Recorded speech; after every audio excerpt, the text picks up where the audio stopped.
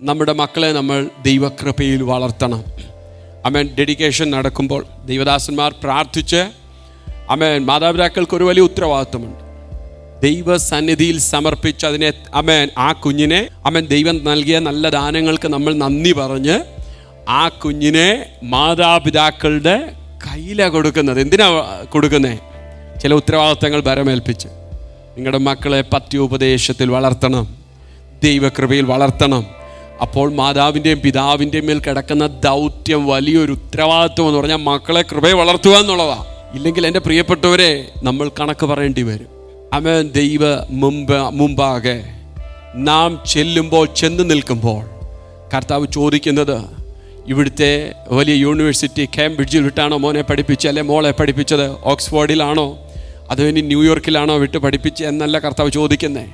ദൈവവചനം മക്കളെ പഠിപ്പിച്ചോ? എത്ര മാതാപിതാക്കൾ ഒരു ദിവസം കുഞ്ഞുങ്ങൾ ബൈബിൾ വായിച്ചോ ഇല്ലയോ എന്ന് ശ്രദ്ധിക്കുന്നുണ്ട്.